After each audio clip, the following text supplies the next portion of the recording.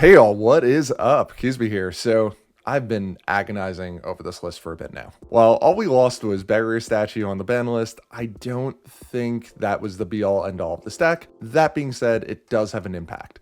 But more impactful is the metagame really did go through a big shift, and I do think it's still kind of shifting at the moment. Anyway, as I mentioned in the previous video, while the list I'm playing and will be showing here has been working well, it's just not quite where I personally want it to be. There's been a lot more wins that feel like I got it off the skin of my teeth than I personally prefer. Y'all did show interest in seeing it as a starting point for your own builds, and I did just go 3-1 with it recently, so I'll be putting those matchups in the description of this video. But before we get into that, don't forget to drop this video a like, subscribe to the channel for even more, and as always, if you want to help support the channel that little bit extra, check out the link in the description to grab yourself a Keasbey TCG exclusive playmat. So this is still a blind second list.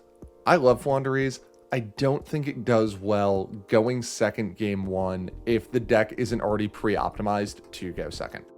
I might try some different builds in the future that are more hand trap heavy, though I've never personally vibed on that idea that much for this deck specifically. The deck's biggest power plays kind of lose a lot of their sting if you lose the die roll, and going second, Featherstorm into an established board is a bit situational, and Scary Sea, which I'm not actually playing, requires you to already have a semi-established board before your opponent even sets up. Going second has just felt more correct for me so far, and given 9 out of 10 times, if we lose the die roll, maybe I just have terrible die roll luck too, I lose 9 out of 10 die rolls, we end up going second. So let's optimize for that, and then we'll play out of the sideboard for games 2 and 3 if we do want to go first.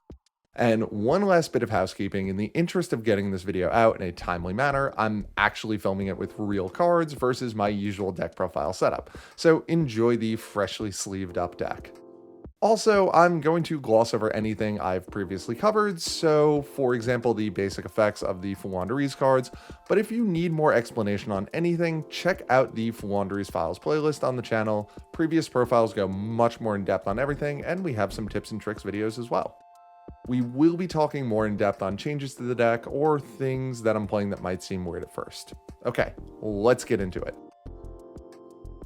First off, 3 copies of Robina. Robina's great, she's a 1-card starter, mandatory 3 of. Next up, 3 copies of Eaglin. Again, Eaglin, mandatory 3 of.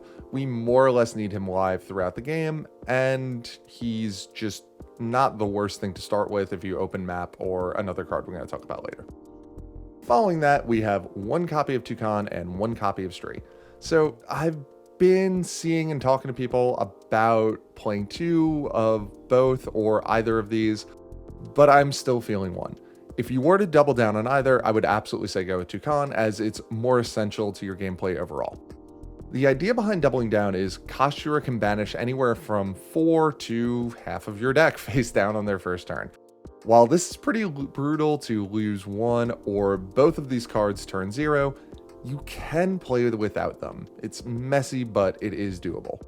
The flip side of that, Stree and Toucan really aren't great starter birds, needing additional cards to act as full starters.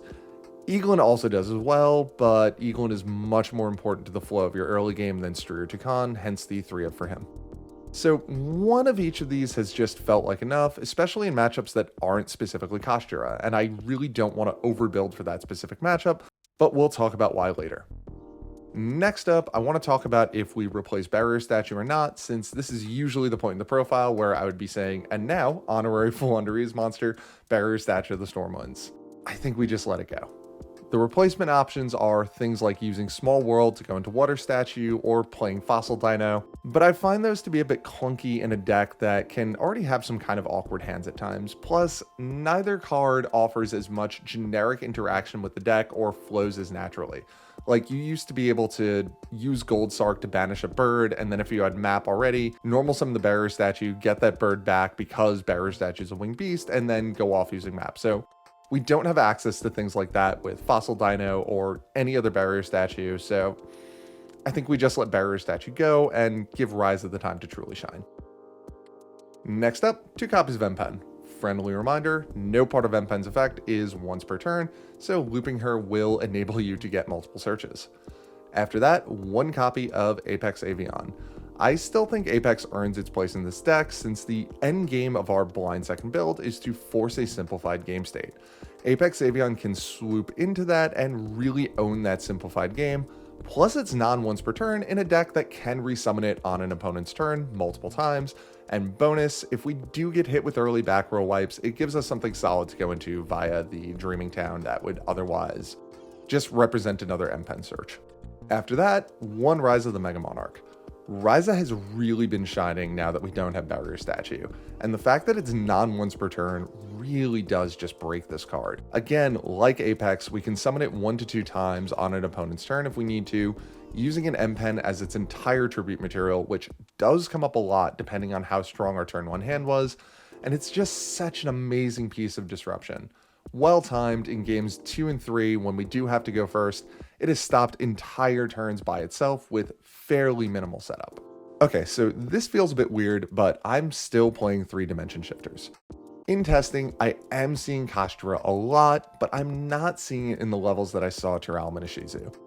I'm still playing plenty of games where Dimension Shifter is really pulling its weight.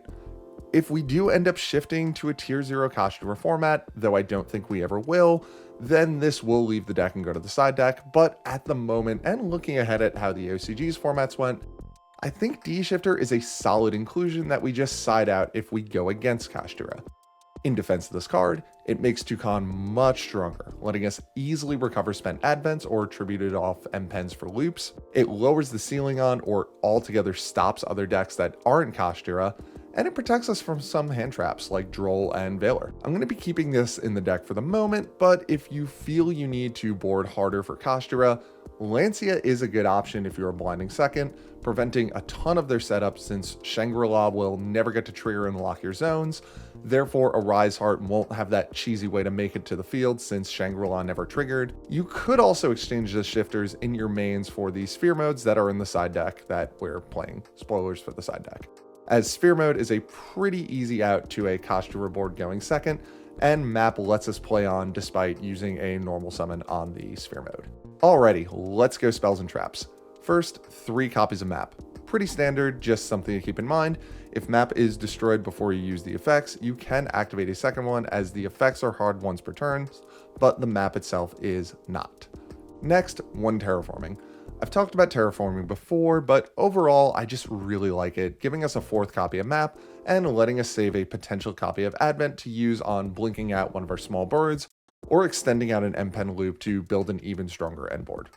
Following that, we are on 3 copies of Advent of Adventure, just such an amazing card. There's really no replacement for this card, unfortunately, and it really does bring this whole deck together. Don't forget the life point gain as well, because, well, time rules are what they are. Next up, 3 copies of Pot of Prosperity. Just remember, Prosperity does conflict with Unexplored Winds effect to mulligan if you ever do want to use that, or you're trying to loop a card back to your hand with Ryza. And now, some more draw power in 3 copies of Duality. And the reminder on this, if you ever do need to special summon in a pinch, you cannot use Duality and special summon on the same turn. Alrighty, back to one that I stand by that doesn't necessarily see a ton of play. 1 copy of Gold Sarcophagus.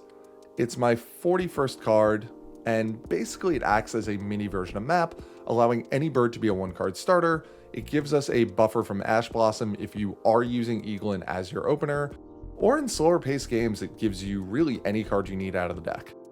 I really like it overall, and I would probably cut Terraforming before this if I ever wanted to drop to 40 cards on the dot. And the aforementioned Unexplored Winds. Such a strong card and a weirdly simple yet complex one. Check out the video we did about it. It's just such an interesting and cool card in the way that it works, and it really rewards you for knowing game mechanics better than your opponent. Lastly, we're on 1 copy of Dreaming Town. Another absolutely amazing card, especially when you're going first or playing into a broken board on a blind second, letting you not only go into Ryza or Apex, but also Book of Eclipse your opponent's field, which is one of the best forms of quote-unquote removal there is at the moment. Okay, now the blind second suite of cards. First off, 3 copies of Dark Ruler No More. Just as amazing as it's ever been. The only important thing to know is that this will not unlock zones that are locked by Kashtira Shangri-La, since they are locked by an already resolved effect that is linked only to Shangri-La existing on your opponent's board, negated or not. The only way to unlock them is removing it from the field, flipping it face down, or taking control of it, but Dark Ruin or more will prevent it from protecting itself or any other interruptions your opponent has. Plus, it's just generically strong going into most boards in other matchups as well, so we're rocking 3. Next up, 3 copies of Evenly Matched. Again, such a strong card. Something to remember, sometimes you can force out a negation with map, then use Evenly, and then have a game mechanic normal summon for main phase 2. But there are some decks that just don't natively have an answer to Evenly Matched, basing all of their interaction around removal or monster negation specifically. So for a blind second deck, it is just a remarkably strong tool to have at 3. After that, 1 copy of Feather Duster. This is one I'm not totally set on, as I'm not encountering a ton of back row decks beyond Labyrinth, but Imperm, Droplets, Chalice are generic enough that I do like having just a little something extra to take those on, plus sometimes it'll just eat a negation to clear the way for Evenly Matched, worst case scenario. And lastly, the biggest update to the main deck, 3 copies of Infinite Impermanence. So Imperm acts here as kind of a backup option if you miss all your board breakers in your opener, or if your opponent's doing something that kind of forces you into a position where you can't just wait for them to pass turn to you and then use a board breaker, and you really need to interact on the fly on turn 0. If you do get to hold your Imperm and break a board though, it's great for keeping a game state simplified to the point where you can easily lock it up and win at your own pace. Also, if you are forced to go first game 1, this does help you out a lot in that situation, as this card is remarkably strong going first or second. That's it for the main deck. However, I do want to honorable mention Enemy Controller here before we go further. I've been testing 2 copies of it in here as well, taking the place of Duster and Terraforming, and I'm not sure which I'm preferring, as every time I think one is great, I kind of miss the other. So full transparency, that is something being tested for right now, but there have been a lot of games where between the Imperm, Dark Ruin or more, Evenly Matched, etc., it's kind of felt just like one extra additional thing. Okay, extra deck time. So the extra deck still is the same weird toolbox situation as it previously was, but we have a few minor tweaks to it. First up, and the most commonly, but by that I mean rarely used, double Azais line. We've got our 3 rank 1s in Leerlisk Assembled Nightingale, Promenade Thrush, and Recital Starling. Starling is for very niche OTK scenarios where we can just ram into something huge our opponent has. Don't laugh, it has 100% happened before. Promenade Thrush is an out to some weird floodgates like Zombie World in very specific situations where you may not want to make a double Azais. It's not ideal, but it's better than nothing. And Nightingale is to attack directly, so it's our easiest line into double Azais. Next up, 1 Downer Magician, giving us that second double Azais activation, and the robot himself. After that, our Link 1s, 1 Relinquished Anima and 1 Salamangreat Almirage. These are both, spoilers, part of a rarely used but very strong line we have to Access Code Talker. Anima is a good start, giving us access to Dark Charmer if we need it, plus it can eat a negate potentially if our opponent puts something like a Dragostapelia in the zone that it points to. Almirage is just another attribute for access code that we can easily sneak into the line. Next up, the Charmers. Wind, Dark, Welcome Back Water. This is really just to give us the biggest possible spread of attributes to grab if we are going on that access code climb. Like Starling, the search effects on these aren't really relevant given if we're making an access code climb. Generally, we have a good amount of resources already, we're locked from the small bird effects because we special summoned, and we're probably going for game. Plus, since the Charmers are being linked off, we won't get their searches. Just remember, you do need Anima to make Dark. Next, 2 additional Link 2s that aren't part of the access code climb. Nightmare Phoenix if we ever need to out a There Can Be Only One. Not a good place to be when you need to go this route, but it's worth having access to. And Codebreaker Virus Swordsman for outing Baguska. Again, not fun to be there, but better than nothing. Back to the access code climb, we're on Celine, Queen of the Master Magicians. She gives us that extra 1000 attack, plus Dimension Shifter as a spellcaster, so another bonus there. And lastly, Access Code Talker himself. Only thing I want to mention here is Access Code can banish himself for cost to use his effect. This has only come up once, but I felt it was worth mentioning. And finally, closing out the extra deck, Underworld Gods of the Closed Worlds. Just a solid out to Towers type monsters that we don't otherwise have outs to.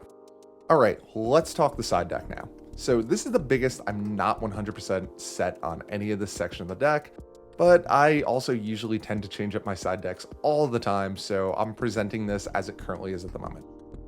We're on 2 copies of Raw Spear mode. testing this out for the Kashtira side-in over Dimension Shifter going second, and I like it a lot. Any board from Kashtira that is going to give us problems potentially ends on 3 to 4 monsters, so this is a very easy way to blink that out. Plus bonus, if they have the adventure engine going, there's 2 more materials for our sphere mode that we can use, and there is just no answer to an egg dropping from the sky. I've mentioned before as well, even going first, you can drop this on your opponent's turn via M-Pen, though while it is the funniest play you can possibly do, it does tend to overlap a bit with a well-timed Dreaming Town Book of Eclipse effect, but it's good to be aware of that it works if you do start a summon chain at the absolute perfect time via map. We do have, speaking of, map and terraforming, so even if we use our normal summon on the egg, we can very easily get another one as well. Just remember that this thing is a bit tough for us to out ourselves, but Kashtira really doesn't have any good way of using this thing easily, and that's primarily what we're siding it in for. Next up, welcome back to the deck, Denko Sekka. I miss this card so much. I've been seeing a fair amount of Labyrinth, and this card really just ends that game. Shy of a Solemn Judgment, they don't have an answer to this dropped at the start of main phase 1, and again, like Sphere Mode, we have plenty of access to an additional normal summon, and their regular normal summon can't attack over our Denko. I like this over the more searchable Dark Simorgh, and I have an older video explaining why on the Floowandereeze playlist, and the reasoning for that still applies, but wow, I really have missed getting to play this card. Following that, 3 Cosmic Cyclones. Pretty self-explanatory, good going first or second in 2 more back row heavy matchups. 2 Lightning Storms. I was on 3, but Denko has really been helping the same matchups, and I'd rather my opponent back row sit useless on the field than it gets to go to the graveyard and potentially use effects there. Following that, 3 Solemn Judgments. Okay, so this took the place of Anti-Spell Fragrance. I love Anti-Spell. I've said that a ton of times. It's one of my favorite cards. However, I am testing out Solemn Judgment this format. It offers a lot more flexibility versus Anti-Spell does. While Anti-Spell was remarkably strong and did win some games on its own, it lost to a Twin Twister more than once, costing me either Dreaming Town or map as well in the process, plus it's only stopping spells. Solemn can only stop one thing, but it's more or less anything, and I have 100% zero issue dumping half my life points to protect Dreaming Town during the draw or standby phase. It's actually been really clutch in a lot of situations, and I'm happy with the change so far, swapping specific absurd levels of power for more flexibility overall, but still very strong. And last but not least, 3 copies of Featherstorm. Nothing really more to say about this that I haven't already. Honorable mention again, Book of Eclipse. I think it's remarkably strong, but we do have a ton of interaction already for when we want to go first. And going second between 3 Dark Ruler no more, 3 evenly matched, 3 imperms, and potentially 2 Sphere Mode for the Kashtira matchup and 3 Dimension Shifter for everything else, I think we're covered pretty well. So that's the deck as it is so far. I'm gonna keep playing it as it is now until I think the meta's really settled in, then I'll possibly do an update depending on what happens, but again, this is a working list. I'm just a perfectionist, but I wanted to give you all the starting point for playing this format that I've found to be working and that a lot of you were asking about. If you enjoyed this video, don't forget to drop it a like, subscribe to the channel for even more, and as always, check out the link in the description to grab yourself a Keasbey TCG exclusive playmat, and I will catch you all later.